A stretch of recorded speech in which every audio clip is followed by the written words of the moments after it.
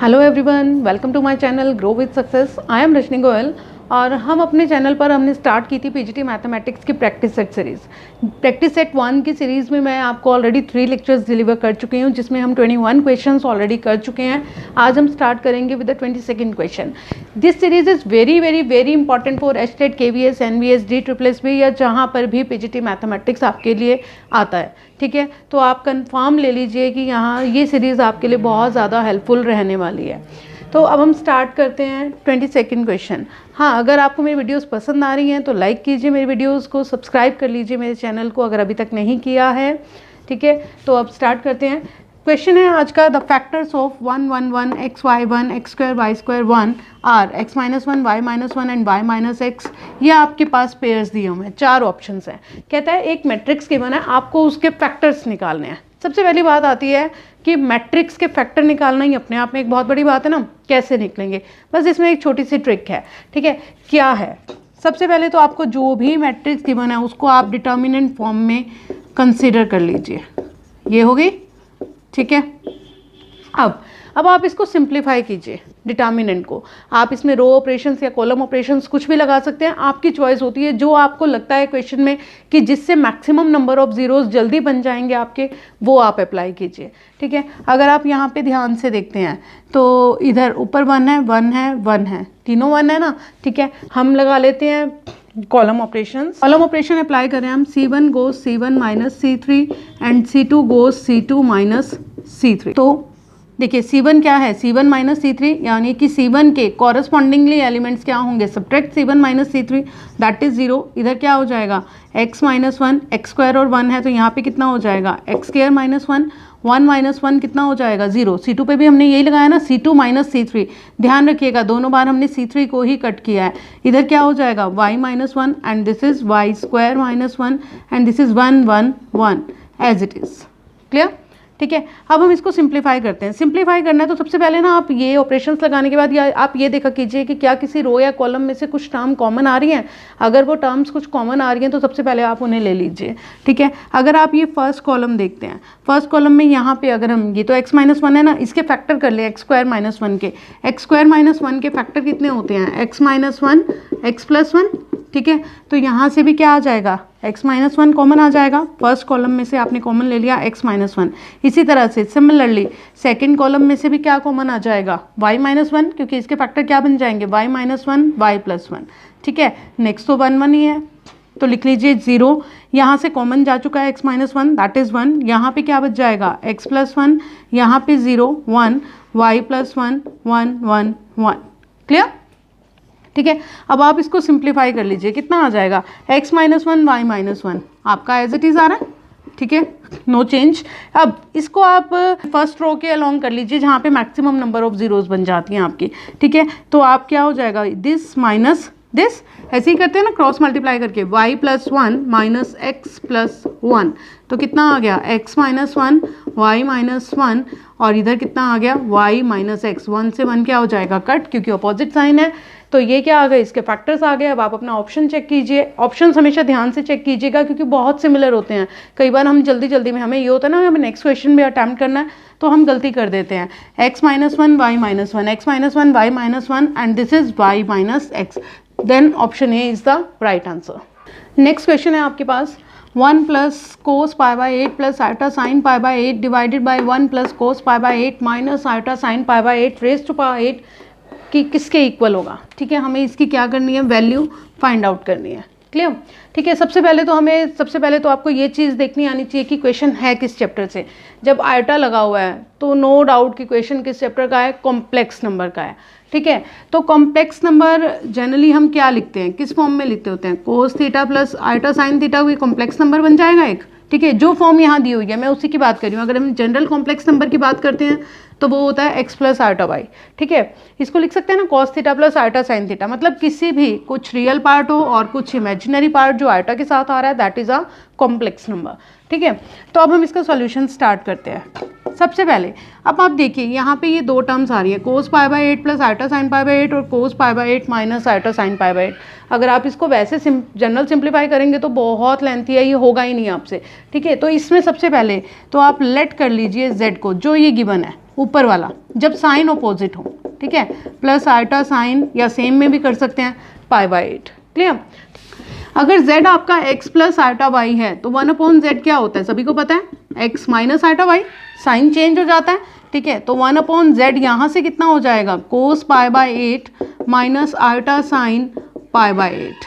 ठीक है, अब आप इसमें पुट कर दीजिए, कितना आ जाएगा, इस पूरे की टर्म की जगह पे क्या लिख दें, z लिख दें, 1 plus z over 1 plus cos π/8 minus iota sine π/8 कितना हो जाएगा, 1/z टू द पावर 8। ठीक है, अब आप इसे सिंप्लीफाई कीजिए, 1 प्लस जेड, नीचे एलसीएम ले दिया आपने, 1 प्लस जेड, जो डिनोमिनेटर में z आना है उसको हम डायरेक्टली ऊपर लिख दें, ठीक है, टू द पावर 8। तो यहाँ से ये क्या हो गया, कट, किसके इक्वल आ गया, z to the power 8। z क्या था आपके पास, ये था, ठीक है, तो आप इसकी वैल्यू पुट कर दीजिए, cos π/8 plus iota sine π/8 raise to power 8 कितना हो जाएगा, जो भी पावर होती है वो क्या हो जाती है, अंदर मल्टीप्लाई हो जाती है। ठीक है, यहाँ पास ये रूल होता है ना, cos n theta plus iota sine n theta to the power r है, तो r क्या होगी, इस एंगल के साथ मल्टीप्लाई हो जाएगी, cos r n theta plus iota sine r n theta. Clear. ठीक है, जब आप π/8 को 8 से मल्टीप्लाई करेंगे तो यहाँ पे क्या बच जाएगा, cos pi plus iota sine pi. Cos pi किसके इक्वल हो जाएगा, -1 के, और साइन पाई तो सभी को पता है क्या रहता है, 0, iota into 0, that is -1 is the right answer, option D is the right answer.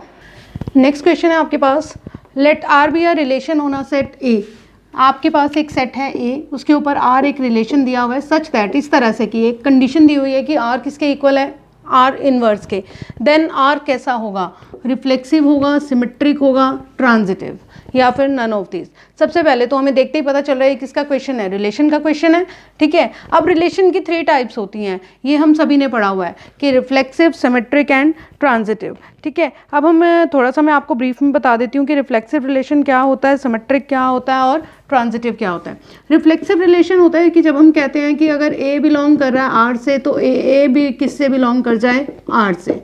ठीक है, तो ये होता है रिफ्लेक्सिव। अगर हम बात करते हैं सिमेट्रिक की, सिमेट्रिक में होता है कि अगर ए बी बिलोंग कर रहा है आर से तो दिस इम्प्लाइज कि बी ए भी किस में आना चाहिए, आर में, यानी कि जब हम इसको इंटरचेंज कर दें तो वो भी आर में ही एग्जिस्ट करना चाहिए। और ट्रांजिटिव होता है आपके पास कि अगर ए बी आर में आ रहा है और बी सी भी आर में है, यानी कि ये दोनों आर में हैं, यानी कि 1 2 2 3 ले लिया तो ए सी भी किस में होगा, आर में। अगर ये कंडीशंस होल्ड कर जाती हैं तभी हम उनको कहते हैं रिफ्लेक्सिव, सिमेट्रिक या ट्रांजिटिव। यही 3 टर्म्स गिवन थी ना। ठीक है, अब यहाँ पे एक और टर्म गिवन है, r is equal to r inverse. R inverse क्या होता है, इनवर्स ऑफ अ रिलेशन होता है। ठीक है, आर इनवर्स क्या होता है, inverse of a relation.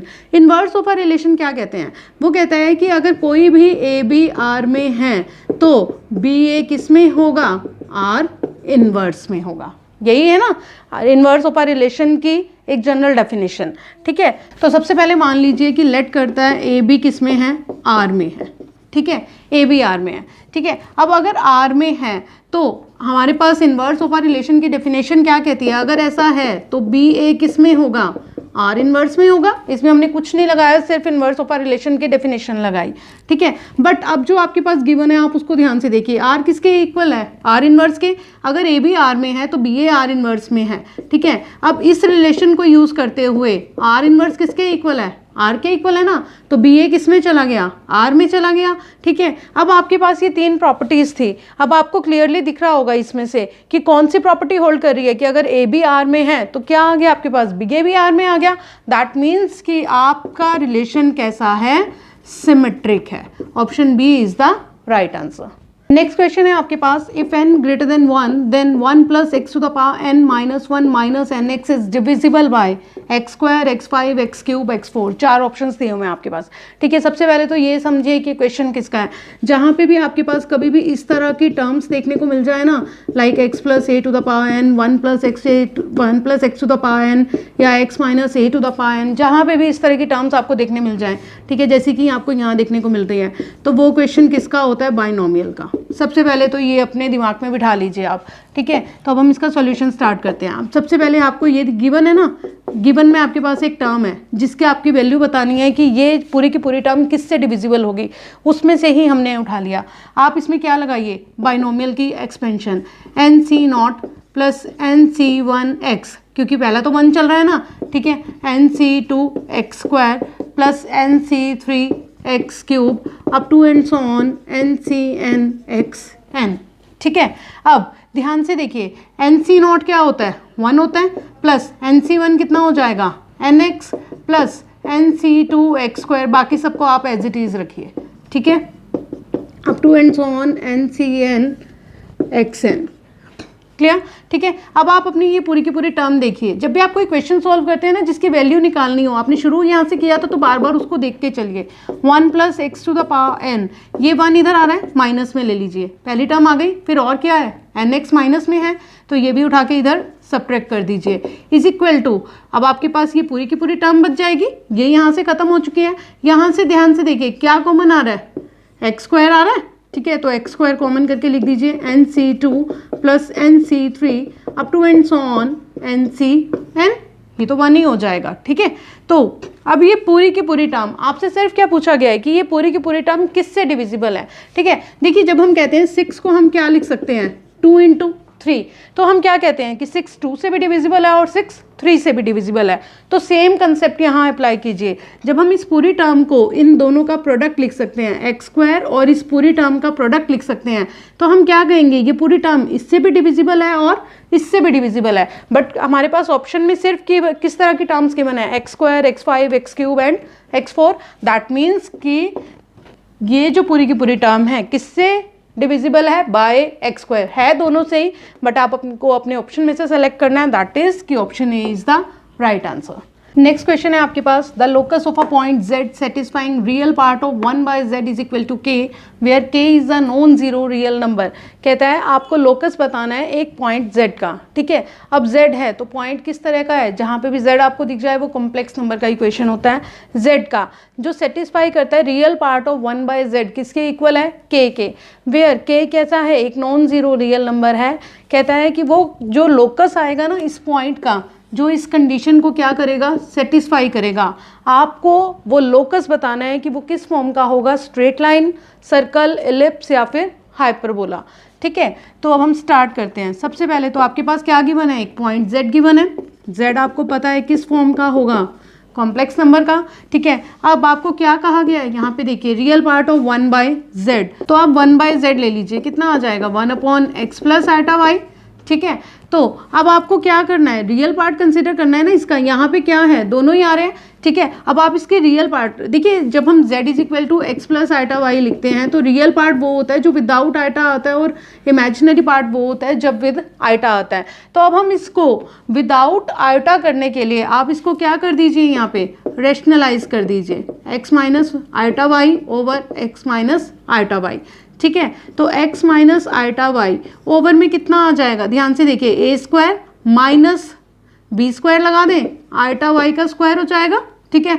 Iota square कितना होता है, ये क्या होएगा, आइटा स्क्वायर y² हो जाएगा ना, आइटा स्क्वायर कितना होता है, -1, माइनस माइनस क्या हो जाएगा, प्लस, तो दैट इज कि ये क्या आ जाएगा, x² प्लस y², ठीक है। अब क्या आप इसको ऐसे लिख सकते हैं, आपको बेसिकली क्या कंसिडर करना है, रियल पार्ट। रियल पार्ट के लिए आप क्या करना चाहते हैं, विदाउट आइटा और आइटा वाली टर्म्स को अलग अलग करना चाहते हैं, तो क्या लिख सकते हैं आप इसको, x/x² plus y² minus iota upon x² plus y², clear, ठीक है। कुछ नहीं किया, ये जो न्यूमरेटर के दो टर्म्स थी दोनों के नीचे अलग अलग लिख दिया हमने इसको।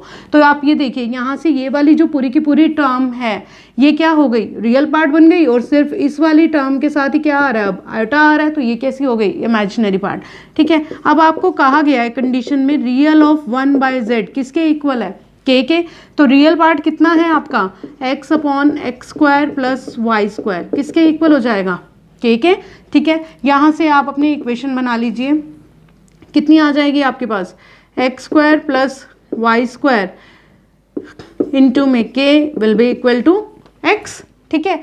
अब बताना क्या तो आपको इसका लोकस, ठीक है। तो आप इसको इक्वेशन के फॉर्म में लिख लीजिए, ये कितनी हो जाएगी, -1/k, इसको यहाँ ले आए और इसको इधर ले आए, तो कितना हो गया -1/k(x). ठीक है, अब आपसे क्या पूछा गया, आपने फाइंड आउट कर लिया। ठीक है, अब आपसे पूछा है कि ये जो इक्वेशन आई है ये क्या होगी। ठीक है, अब ये जानने के लिए आपको पहले इन चारों की इक्वेशन भी पता होनी चाहिए किस फॉर्म की होती है, तभी तो आप एग्जाम में आइडेंटिफाई कर पाएंगे, अदरवाइज कैसे करेंगे। स्ट्रेट लाइन आपको पता है किस तरह की होती है, ax + by = 0। स्ट्रेट लाइन हमेशा एक लीनियर इक्वेशन रहती है। सर्कल कैसा रहेगा, ax² + by² + 2ax and so on, यही चलता है ना। ठीक है, यानी कि ये कैसी होती है, सेकंड डिग्री इक्वेशन। ठीक है, इलिप्स की बात करें तो क्या होता है, x² / a² - y² + b² = 0। Hyperbola में नेगेटिव हो जाता है। ठीक है, तो दैट मीन्स कि आपको देखने पे पता चल रहा है ये इक्वेशन किससे मैच हो रही है, सेकंड इक्वेशन से। और सेकंड हमने किसकी लिखी थी, सर्कल की। दैट मीन्स कि लोकस कैसा होगा, सर्कल। ठीक है, तो option B is the right answer. Next question है आपके पास, if in a distribution the values of mode and mean, किस किस की वैल्यू गिवन है, मोड की और मीन की, कितनी कितनी है, 6 lambda and 9 lambda respectively. Then the value of the median, पूछी किसकी है आपसे, मीडियन की वैल्यू पूछी है। ठीक है, अब आपको क्लियरली पता है जहाँ पे हमारे पास mean, median, mode 3 terms given हो, वहाँ पे हमारे पास एक फॉर्मूला एग्जिस्ट करता है। वो फॉर्मूला क्या होता है, मोड = 3 मीडियन -2 मीन। ठीक है, ये फॉर्मूला आप सभी को पता है, मोड = 3 मीडियन -2 मीन। ये ना इस टाइप का एक क्वेश्चन जनरली आपको पेपर में दिखने को मिल जाता है। ये फॉर्मूला काफ़ी यूज़ किया जाता है क्वेश्चन पेपर में अलग अलग तरीके से। ठीक है, तो मोड की वैल्यू कितनी गिवन है, ध्यान से देखिए, 6 लैम्डा = निकालना क्या है आपको, मीडियन एज इट इज रखिए आप उसे, -2 इंटू मीन कितना गिवन है, 9 lambda, that is 6 lambda = 3 median -18 lambda. इधर आएगा तो प्लस हो जाएगा, 24 लैम्डा = 3 मीडियन, और मीडियन किसके इक्वल आ जाएगा आपके पास, 24 lambda divided by 3, that is 8 lambda. That is option 1 is the right answer. अब आपके पास आज के प्रैक्टिस सेट के लेक्चर का लास्ट क्वेश्चन आएंगे। ठीक है, इससे पहले मैं आपको, इसको डिस्कस करने से पहले मैं आपको एक बात बता देना चाहती हूँ कि जो भी टीजीटी मैथ भी बच्चे कर रहे हैं ना, उनके लिए मैंने अपने चैप्टर पे क्वांटिटेटिव एप्टीट्यूड स्टार्ट किया हुआ है, जहाँ पे आपको भी बहुत अच्छा कंटेंट भी मिलेगा, क्वेश्चंस भी मिलेंगे, तो आप उसको करके ज़रूर जाइएगा। टीजीटी मैथ के लिए भी अगर आप अप्लाई कर रहे हैं पीजीटी के साथ साथ। ठीक है, तो अब इसको स्टार्ट करते हैं। अब आपके पास क्वेश्चन है, इंटीग्रल x² + 1/x² + 1 dx। पूछा है कि आपसे इसकी वैल्यू क्या होगी। ठीक है, तो इस तरह के क्वेश्चन के लिए अब आप इंटीग्रेशन ले लीजिए, x² + 1/x4 + 1 dx। ठीक है, आप ध्यान से देखिए, यहाँ पे x² आ रहा है, यहाँ पे x4, तो आप डिवाइड कर दीजिए न्यूमरेटर एंड डिनोमिनेटर को विद द x²। ठीक है, लीस्ट पावर से ही करेंगे ना, क्योंकि इक्वल डिवाइड करना है हमें। तो यहाँ पे कितना बच जाएगा, x² + 1/x², यही आ जाएगा ना। ठीक है, x² से डिवाइड किया तो यहाँ पे x² बच गया, और ये 1 था तो इसके नीचे x², ये आ गया आपके पास। क्या हम इसको ऐसा लिख सकते हैं, 1 + 1/x², x - 1/x² + 2। ठीक है, इसको मैं आपको एक्सपेंड करके दिखाती हूँ। x - 1/x² में आप a - b का होल स्क्वायर अप्लाई कीजिए, कितना आ जाएगा, x² + 1/x² - 2। इधर से इसकी वैल्यू जब निकालेंगे तो ये इधर जाके क्या हो जाएगा, प्लस, तो ये आ गया। ठीक है, इंटू में साथ में क्या है आपका dx। ठीक है, अब आप इसमें पुट कीजिए, x - 1/x को आप क्या पुट कर देंगे, t। ठीक है, हमने t पुट कर दिया, तो इसका डेरिवेटिव लीजिए, कितना आ जाएगा, x का 1 - 1/x का + 1/x²। ठीक है, और साथ में क्या आ जाएगा, ये आ गया ना। ठीक है, dx = dt, यही आने वाला है। ठीक है, तो दैट मीन्स कि अब आप इसमें जब सब्स्टिट्यूशन करते हैं तो क्या आ जाएगा, इस पूरे न्यूमरेटर को आप क्या पुट कर देंगे, dt ओवर में कितना आ जाएगा, t² + 2। ठीक है, अब आपके पास एक फॉर्मूला होता है, dx / x² + a², किसके इक्वल होता है, 1/a tan 1 x/a, यही होता है। ध्यान से देखिए, क्या ये यही फॉर्म बन रही है। आप कहेंगे यहाँ पे 2 आ रहा है, वहाँ पे तो स्क्वायर होता है, तो 2 को क्या हम लिख सकते हैं, √2 का स्क्वायर लिख सकते हैं ना। ठीक है, तो हमने इसको लिख दिया, dt ओवर t² + √2 का होल स्क्वायर। तो अब आप बस इसमें फॉर्मूला लगा दीजिए, 1/a होता है ना, 1/√a tan 1 कितना आ गया, t/√2। ठीक है, अब ध्यान से देखिए, यहाँ पे t है, t हमारी क्या थी, ये सब्स्टिट्यूशन थी ना, x - 1/x, तो आप इसमें पुट कर दीजिए तो कितनी आ जाएगी 1/this टेंजेंट इनवर्स कितना आ जाएगा, t की जगह पे इसकी वैल्यू पुट कीजिए x माइनस 1/x। अगर मैं इसको सिंप्लीफाई कर लूँ x माइनस 1/x को तो कितना हो जाएगा x स्क्वायर माइनस 1। ठीक है, तो ये कितना आ जाएगा x स्क्वायर माइनस 1/x में आ रहा था ना, और यहाँ पे कितना है नीचे स्क्वायर रूट 2 भी है, तो ये हो जाएगा। तो अब आप अपने आंसर से मैच कर लीजिए क्या बन रहा है, ये तो पॉसिबल नहीं हो रहा। ठीक है, x स्क्वायर, हाँ option D is the right answer क्योंकि सेम आ गए ना।